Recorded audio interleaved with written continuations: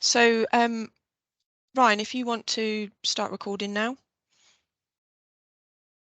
Thank you.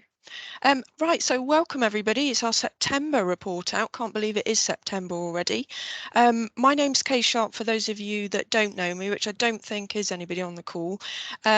But I guess I'm stepping in to cover this today. We were hoping for Anne and James. However, because we've got an unannounced CQC visit this week, she and Mark, who's another person who normally does these meetings, are both absorbed into meetings with them. So you have me. Richard is on leave this week, so we were really keen still to continue, and we've actually got 5 presentations today.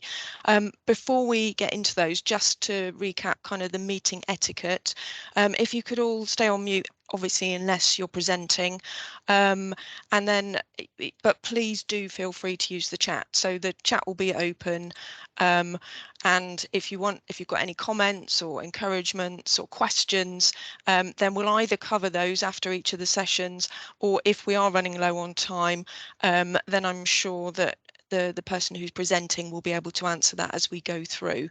And then just the final note is that this is being recorded, just so that everybody's aware.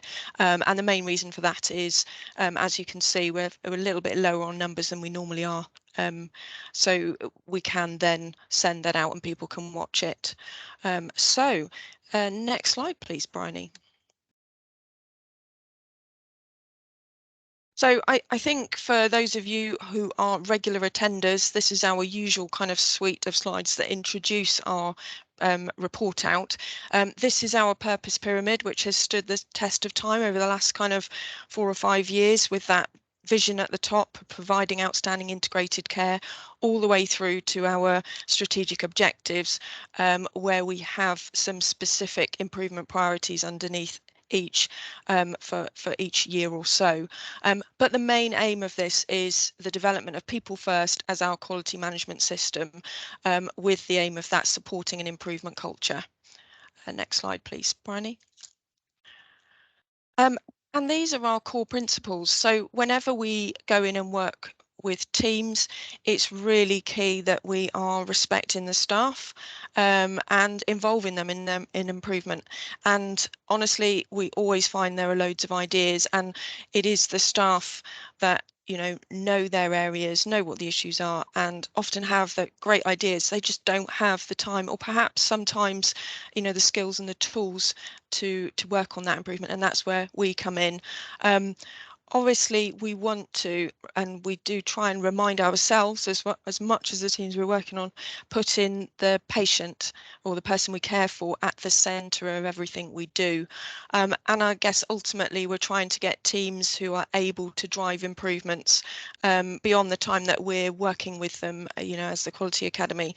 So that's in terms of training, in terms of introducing huddles, and just generally working with teams. And then I guess a really key theme of People First is that sharing of ideas, and that's why we're here today.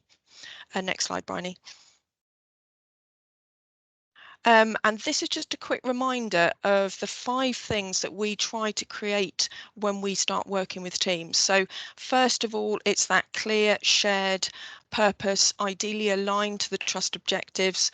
Secondly, the use of PDSA. So a lot of you will be familiar with this because you are now getting towards die-hard change and improvers. But this is Plan, Do, Study, Act. So that way, a really, really simple way of introducing and testing change. Key to that is metrics and data. You're going to see a lot of that through today, and just how that is so important for us to monitor and understand whether we are improving or not.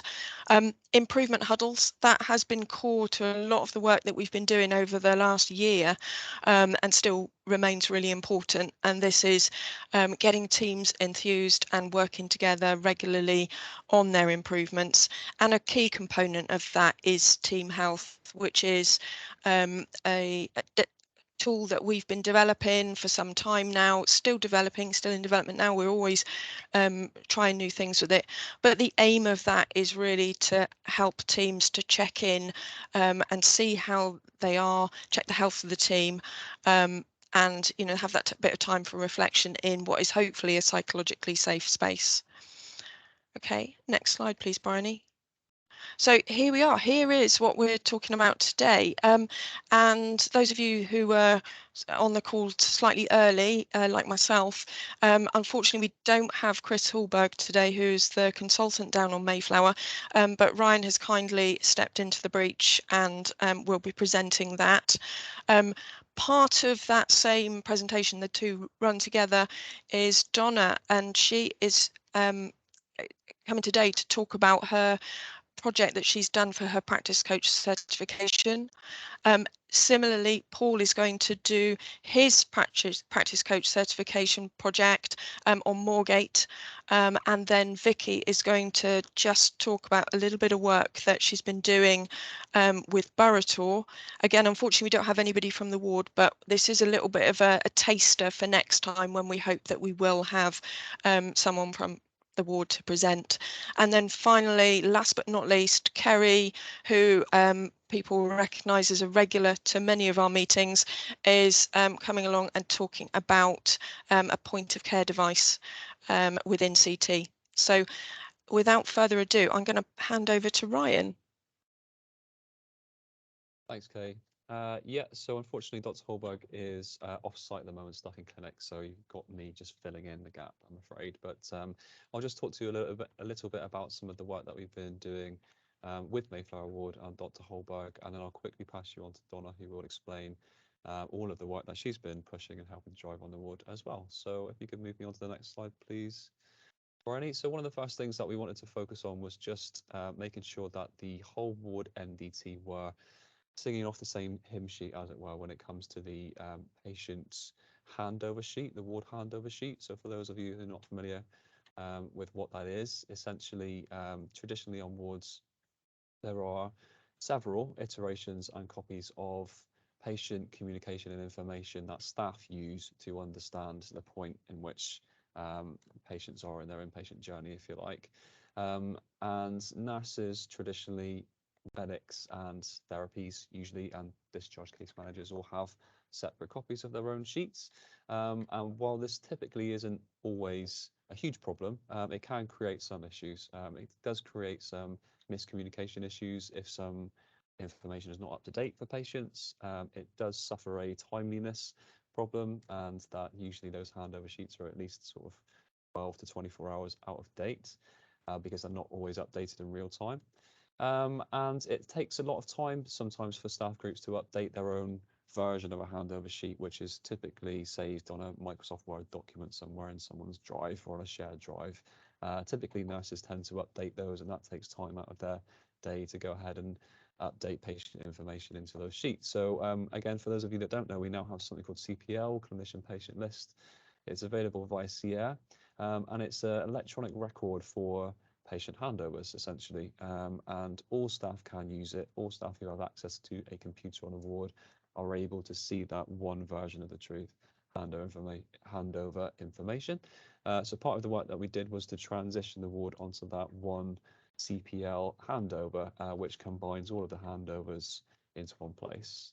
And now there's one electronic version of a handover sheet for all staff.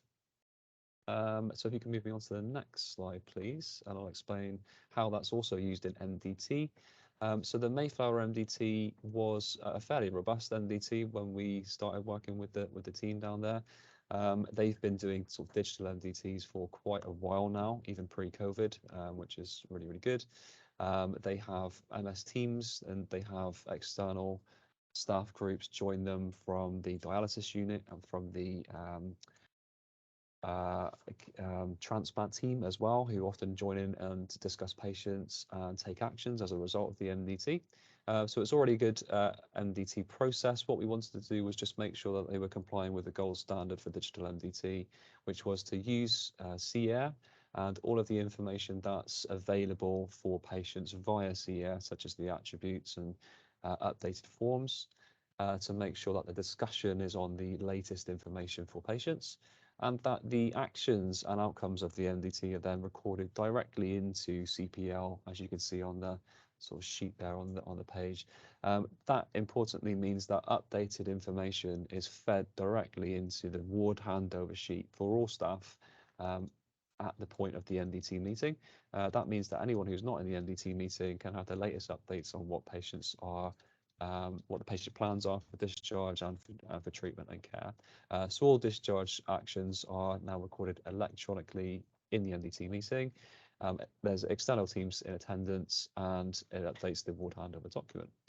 So that's largely all I'm going to talk about, and I'm now going to hand you over to Donna, who's going to explain a lot more of the discharge planning focus and the 24-hour pre-discharge planning work that she helped to drive with the team.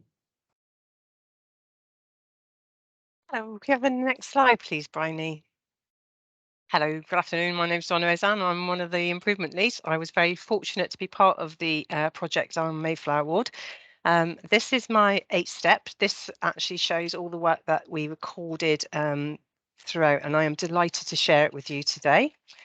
And I'll go break it down and go through it by each step. So can I have the next slide, please, Bryony? Thank you. So initially, it's understanding the problem. So this required us to collect data to establish the current condition.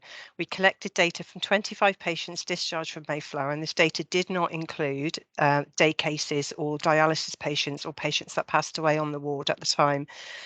We set the parameter to understand what good looked like and what the key ingredients to good 24-hour discharge planning would be for patients on pathway 0, so the non-complex patients.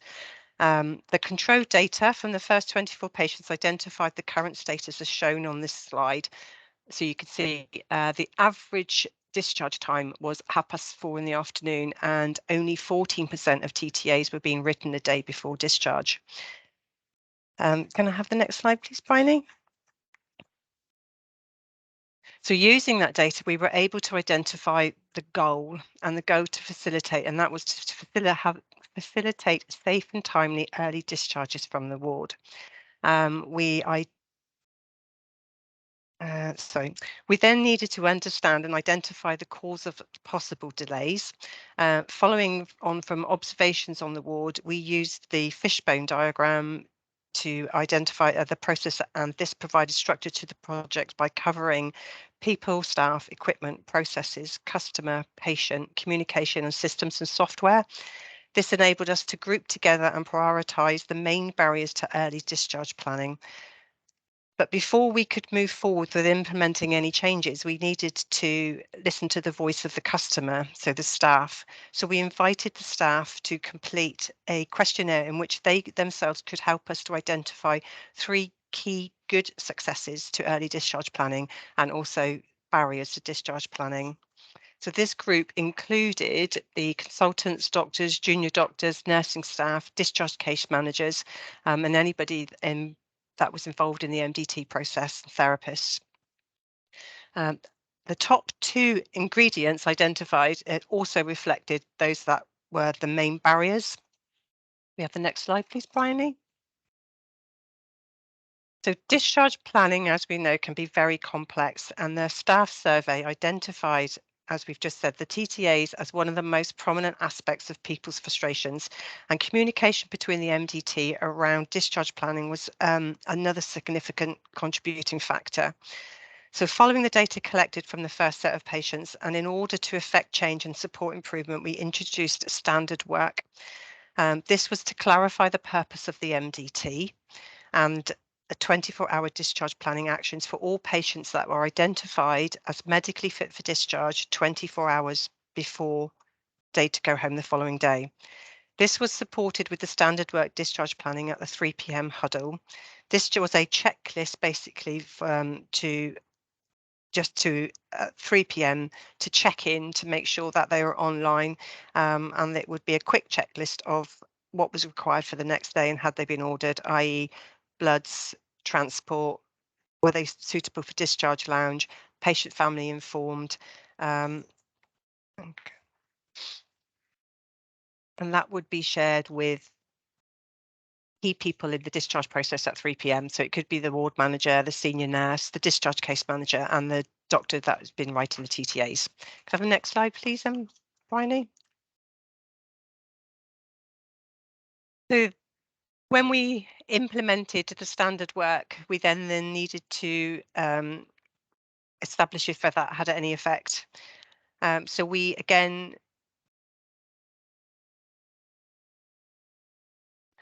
looked at the next 25 patients that were being discharged, and we chose to introduce it. So if you look at the slide, you can see our first 25 patients where we had that 14% TTAs written the day before. And then our second phase of 25 patients, we only had a 1% increase. We chose a particularly difficult time. We chose the beginning of August when the doctors were changing over. There were other contributing factors that probably did not help the process at that time, but that was all part of the project and the learning. So we identified the introduction of the standard work raised concerns and conversations took place within the MDT as to the appropriateness of the project. The difficulties faced by all staff in trying to accommodate and facilitate early discharges was openly discussed.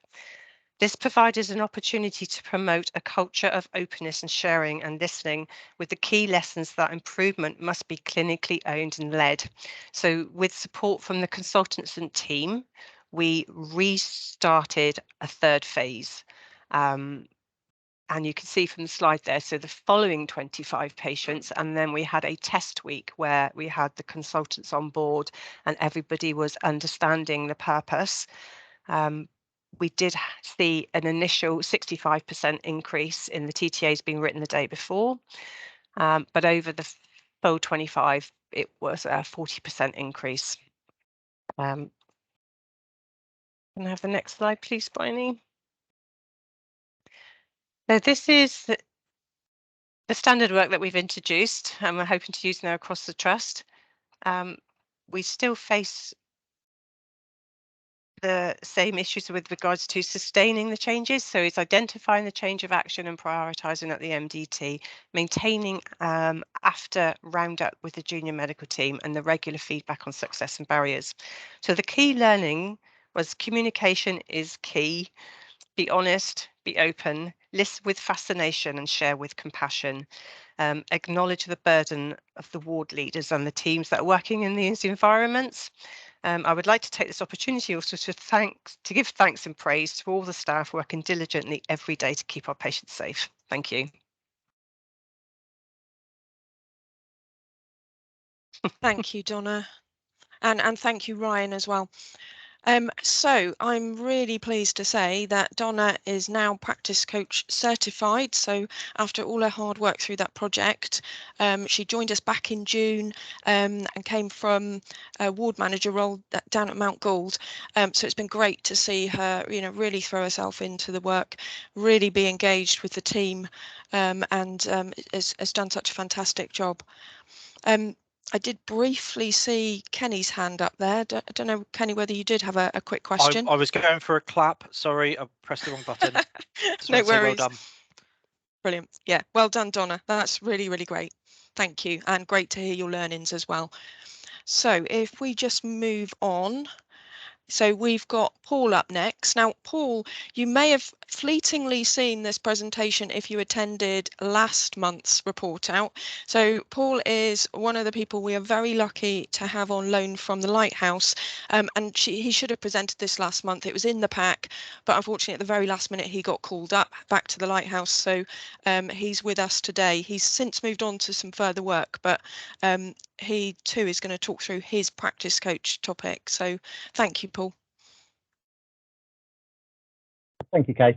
So this afternoon, just want to take a couple of minutes of your time to go through obviously the ward work that we did with Moorgate. This was on top of the ward on top of the work that was done by Dr. Bowie.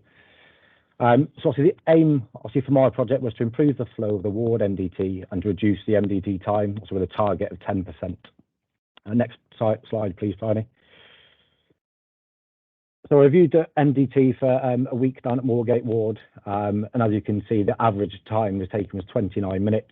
That's with 9 ward staff involved.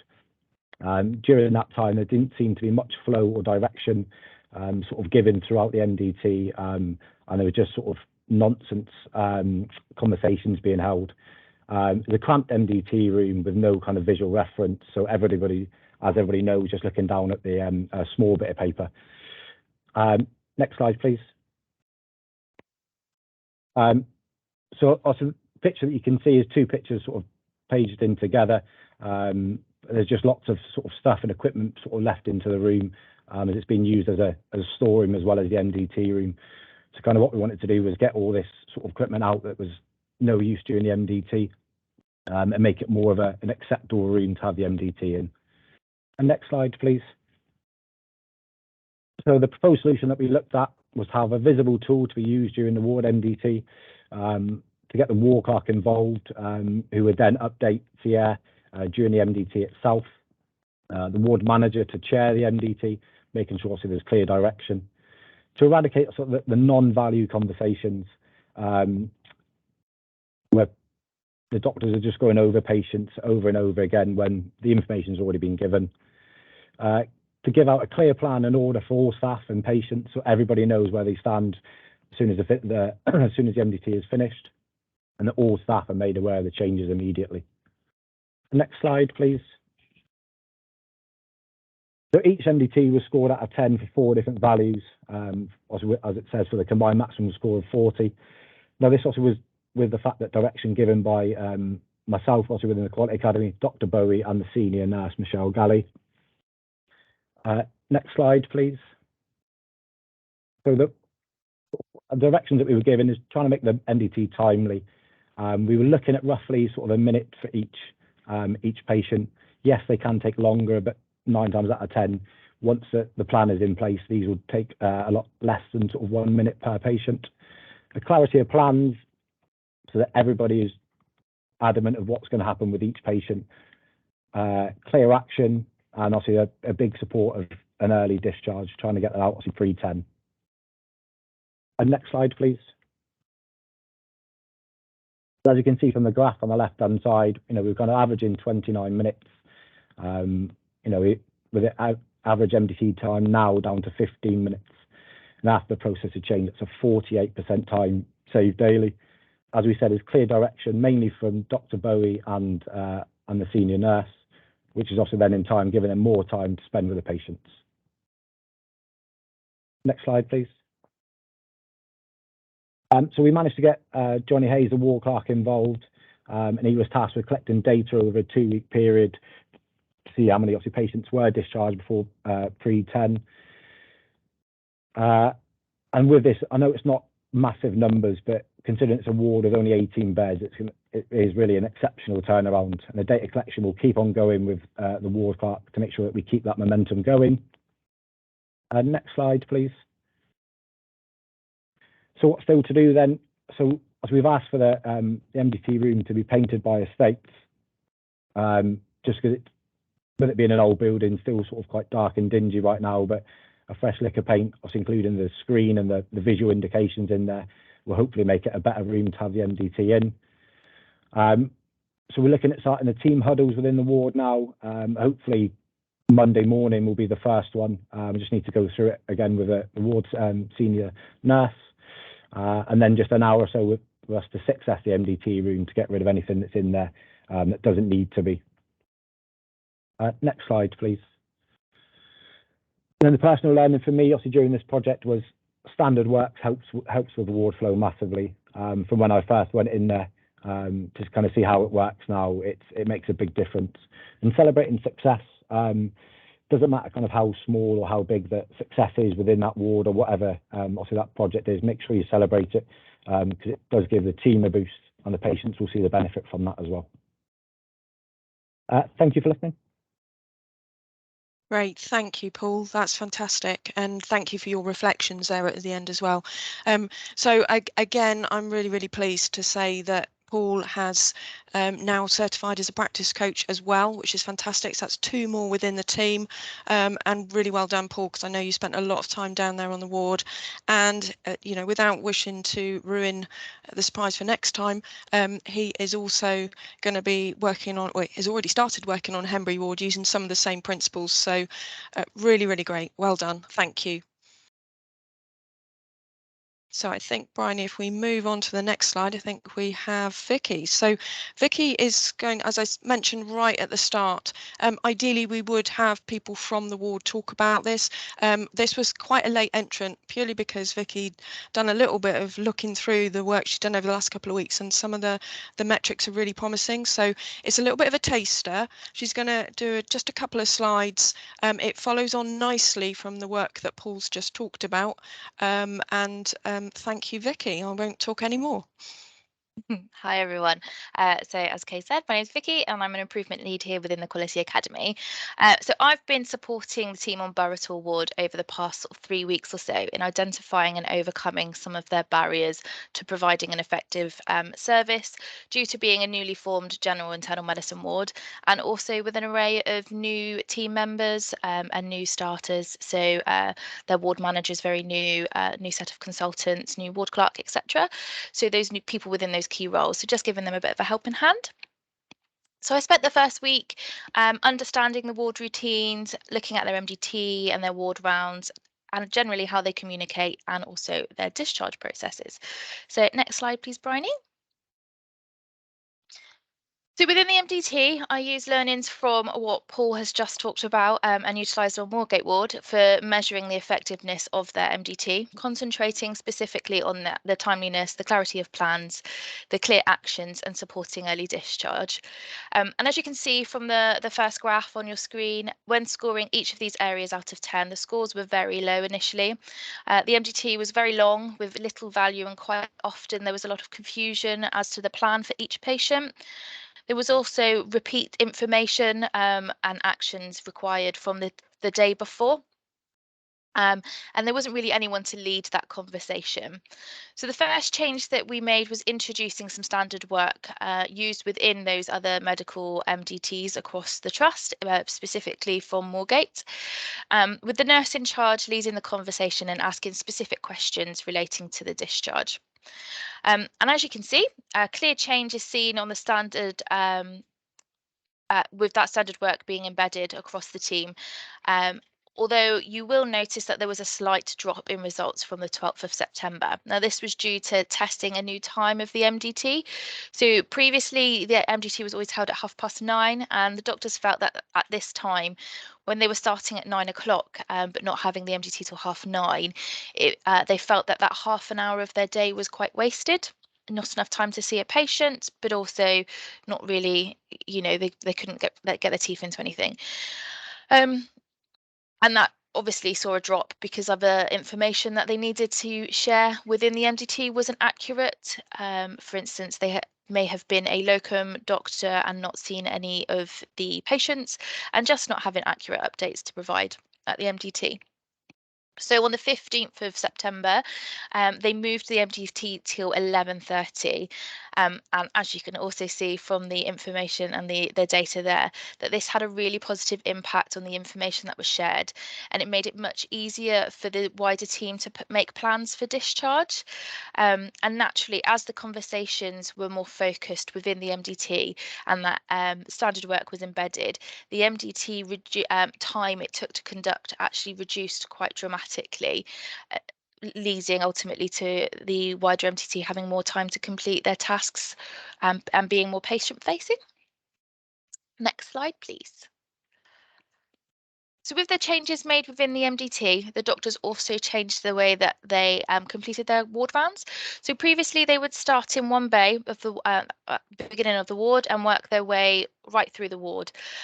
Now what happens is the nursing team hands over to the doctors information from their safety brief. And within that information, it includes those patients that are sick and those patients that they are expecting to go home on that day. This meant that the doctors were able to prioritise which patients that they see first, meaning that they were able to help plan for discharge, but more importantly, they were dealing with the patients that were really poorly first. The team have also introduced a nursing catch-up at lunchtime, and this just helps the nursing team to understand what actions are still outstanding.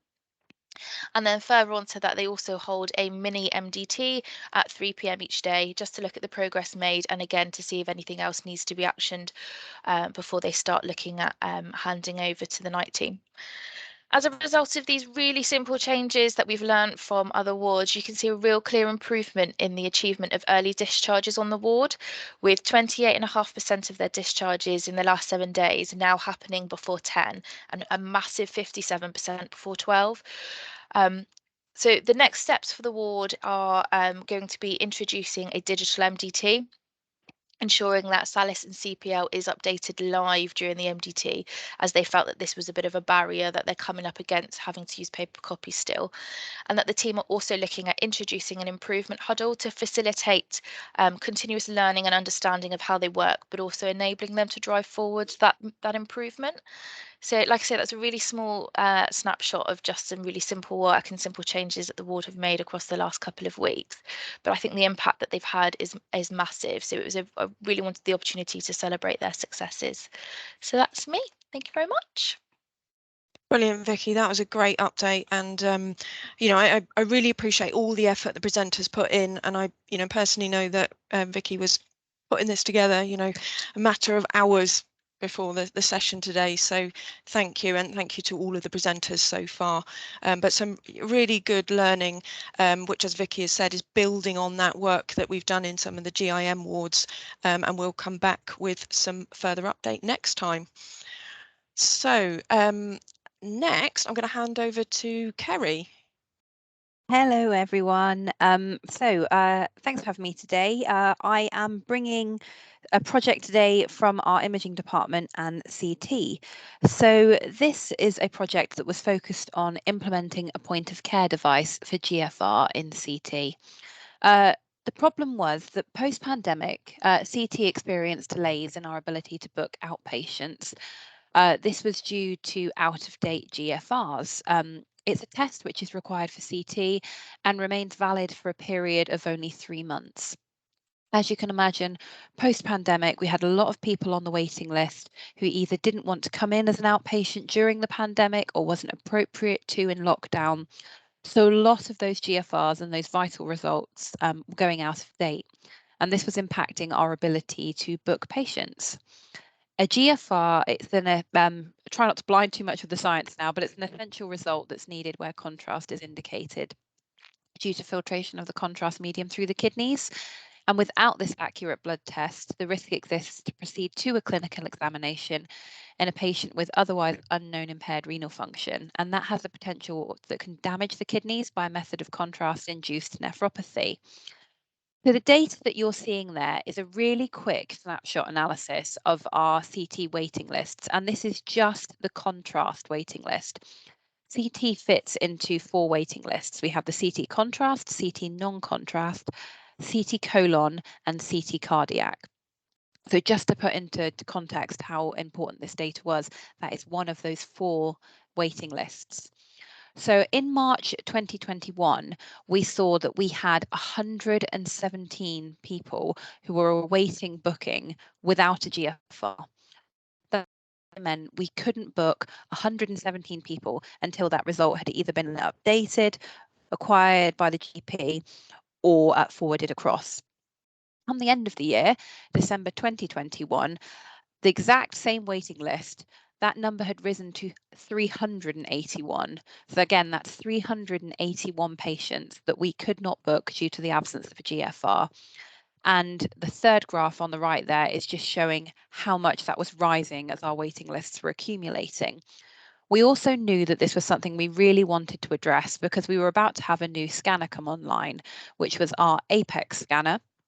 That was running a radiography-led cardiac service, could generally scan quicker. So we had this vital asset that we could make absolute maximum use of, but for want of a better term, a thorn in our side in our ability to book these patients due to the absence of the GFR, which felt entirely out of our control. And when we were looking at this, approximately 30% of our waiting list could not be booked at any one time due to no GFR, and this was leading to extended waits and a lack of booking equity. And just to explain that, what that is that it was proving hard for us to book in chronological order. If, for instance, patient A and B had a GFR, patient C didn't, and then patient D did, you would ultimately book A, B, D and not book C, which obviously if C came in before D, that's not booking equity. We looked at every way we could to try to improve this. We were reaching out to our primary care colleagues. Could something go in the newsletter? Can we make this a mandatory field? But after further research and some previous appetite from trying this project before, we knew there was a device out there which, for want of a better term, could solve all our problems. So next slide, please. So what did we do about this? We researched our options and we applied for funding for a handheld point of care device. This is something which is very similar to, if you've seen them on the ward, a blood glucose testing meter, but it tests GFR in a patient. So a very simple finger prick test goes into the meter, will give you a live real-time reading of a patient's GFR. And then we can make this determination if that patient is safe to proceed to scan based on the results, or do we need to proceed without contrast? Do we need to discuss with our duty floor radiologist in more detail? So that would enable the at the point of appointment testing, and that meant that we wouldn't need to consider GFR anymore. If that made me panic, then I thought that was on mine. Wouldn't Sorry. That's all right. Wouldn't need to look at GFR on the referral. We could book that patient in knowing that there was a facility in the hospital for them to have it tested, which would essentially create booking equity for patients that have gone either out of dates on waiting lists or who lacked it. Now, this device was to be the first of its kind in the hospital, which seems strange to say in a hospital our size, but it wasn't anywhere being used. And so we had to do quite a strong business case for it, make quite a strong use of the data and where the benefit would lie. So what we did was we performed a cost risk analysis to justify the product by evidencing the impact on the booking team with the current process, which was chasing blood results from patients, calling patients, have you got your blood result? No, I don't. Calling the GP, can you request a blood result for this patient? Okay, calling back to the patient, I've requested the blood result with the GP, please can you make the appointment? You can imagine how long it would take. And when we started running this in through very crude data, which is probably a little bit more on the optimistic side, we realized that annually 84 hours were being lost due to chasing a GFR request. That equates to 2.25 weeks of a bookings clerk's time throughout the year. The even more staggering thing is in the time it was taking to chase GFRs, we could have booked 1,680 outpatient appointments. So really quite astounding data there. As that data was kind of indicative, we were successful in our funding for the point of care device. And we purchased a Novanet stat sensor creatinine meter, which arrived on site on February 2022.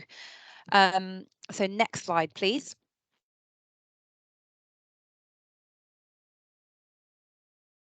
Yeah, so this is, I've intentionally put the little picture in there in the corner because the moment this arrived on site, we thought, oh, brilliant, we're all good to go. Let's get it internally verified. This is where the kind of, why I've coined it the long road to success, a true improvement story. This is where it really happened. So on arrival of the device, as it was the first of its kind in the hospital, it needed both external and internal verification. Like anything, if you get a piece of electrical equipment, you need to guarantee that that piece of equipment coming out of the box does exactly what it says it's going to do. You need to test it by external criteria and you need to test it by internal criteria. A really loose analysis for this kind of thing, which probably puts this into layman's context, is if ever you've bought a phone, a gaming console, anything that's sat on a shelf in a shop for a long time, the moment you plug it in, the updates it will have to go through to bring it up to current status just indicates what we were looking at here. So we had external verification was completed really promptly because when the device arrived on site, it was brought by the Nova Bio team who had all the kit, all the scientific things that they needed to do. They arrived on our labs for the day. We all have a personal joke here saying that our blood, sweat and tears literally went into this project because we all were giving up vials of our blood to be tested because we had to do a finger prick test and then compare that with a venous blood draw to check that it was accurate, compare a lab test to a fingerprint test. So it was a very long day. I think it was between probably 8 a.m. and 7 p.m. we were externally verifying this. It looked like it was all good. It looked like it was doing really well. We were wondering, can we plug it in the next day? We, got it all through the asset register. As you can see, it's nice little orange sticker on there. But then we realized that what you need to do is internally verify it, because by something being externally verified, you are taking what a brand has sold you and the brand has tested to be true. So you need to do internal verification to check that what they have said is true. So what we needed to do was to complete 50 comparative blood samples from patients very near the cutoff point for contrast, which was 30 mils per minute. So a very special thanks to phlebotomy if ever they see this or they're listening in, for accommodating Colin. I know he really enjoyed his time down there as well, because what we had to get was, again, a blood draw and a finger prick to compare that they were accurate. And also very big special thanks to the labs for their assistance, for running all the results for us. We also needed to get a server created to be able to run the results from the meter. So like anything, again, like docking your iPod, anything, your iPod connects to iTunes. This device connects to something called NovaNet. We purchased the NovaNet software, but we needed to have the server built to house NovaNet. Again, when we started showing these figures, how much time this was going to save, IT were really prompt in building the server for us. So that's a really, again, a special thanks to IT for that. So we went through this really, really long journey, which essentially was between February and August. And it's just one of those things that I think really proves, but it's something we all say every day and probably take it for granted, and that improvement being non-linear. You assume that we were going to acquire the device, we were going to be able to use it, but there were so many steps. But everybody in the project team did not give up, although there were times that we thought we were going to, and we were wondering, was this going to become a doorstop rather than ever need to be able to be implemented with patients? But we got through internal, external verification. We've completed the technical SOP. We've got it all singing, all dancing, and the device went live in August, which has now enabled booking equity and means that no patient needs to wait for longer than necessary on our CT waiting list due to out-of-date GFRs. We're also starting to use the device in MRI, and just last week this permitted scanning of a long waiting patient promptly. It came up at our IPC board that we had an outpatient that we were really struggling to book due to an out-of-date GFR. CT just said, oh, we've got a device, bring them in, you can test the GFR there at the bedside. Patient was able to come in and have their scan. So it is definitely going to be something that we really see the improvement on. Obviously, as it's something that's only so recently gone live, the data from it at the moment probably won't be reflective and comparative till probably January, early next year, when we can have time to get through those waiting lists. But the amount of time it's already saving our bookings clerks is astounding. So yeah, and I guess the good news is, because we've done all the internal and external verification, I have been told that if another one ever arrives on site, it can just be plugged and played, I believe. So yeah, definitely lots of hard work, but for a very, very big payoff. Brilliant, Kerry. Thank you so much for coming along and telling us all about that today. For those of you who have watched many of our report outs before, you'll know Kerry is a bit of a regular, and she was the imaging improvement lead, and she now has a much wider role across the whole of the CSS care group. So I look forward to seeing what you're going to be bringing another time, Kerry. Thank you. Thank you very much. Thank you for having me, as always. Thank you. Okay, Bryony, next slide, please. Great, so a little bit ahead of time, and I'm sure nobody will complain at us having a little bit of time back, but I just wanted to wrap up a little bit just with some of my reflections, and I'm more than happy if anybody else wants to jump in. I noticed that through the call we've had a number of other people join, so welcome everybody and thank you for joining us. I guess some of the things that have struck me today, particularly, is that power of shared learning. So we've seen it between some of our wards, you know, with some fairly small changes which have been adopted from one ward to another. Some of the standard work that they've put in place and best practice that they've worked out works well, and how that's been passed on. And then obviously during the duration of the call with Ella, and welcome Ella from Cornwall, who's joined the call, who's also you know, mentioned an interest and would like to speak to us about that. So just fantastic, that power of shared learning. The other thing is that importance of data. So we've shown that throughout all of our presentations. You know, we've had various graphs showing how things have improved and where some things haven't improved, and you know what that's shown us. So that importance of data, and right through to, you know, justifying Kerry's point of care device, you know, through the hours and hours of bookings time that was saved. So just shows how important it is that we track that and use that to show how well things are working. And then finally, it's just fantastic to have 2 more practice coaches. So I guess we'd had quite a period where we hadn't had any new practice coaches, and I think we had 2 last month and 2 this month, and we're hoping to get another 2 next month. So it's really, really fantastic to see. And also for those of you joining us from medicine, and I think some of you on the call, I know I spoke to you earlier, Donna, have been attending our medicine practice coach training cohorts, which have been happening over the last month, and we've got the last set next week. So we look forward to seeing what some of those projects are as well in the future. So just to finish up with updates for next time. So this is what we're anticipating. So as I mentioned, there's Sally hopefully coming along next time talking about patient escorts within imaging, and that's her practice coach topic. Mike Smith, since certifying as practice coach, has been continuing some work down in gastro admin, so it'd be good to get an update on that. Karen Launder, who had hoped to attend today but unfortunately wasn't well, is going to come and talk to us about all the work that has been done within HR around the pace of recruitment, so that will be interesting.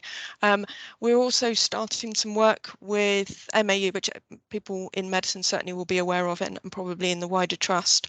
But we are building towards an improvement event the week of the 17th of October. So hopefully we'll have something out of that.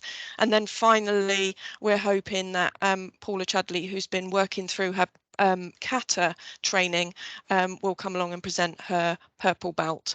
So lots of good stuff to look forward to next time, as that's October the 27th for those of you who haven't got it in the diary already.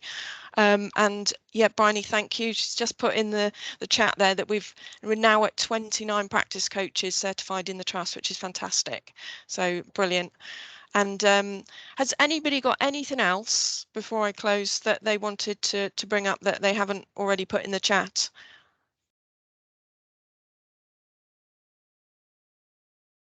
No, I will take that as a no.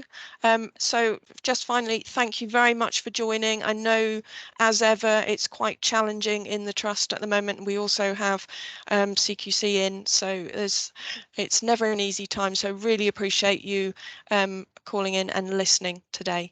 Thank you very much. See you soon. Bye.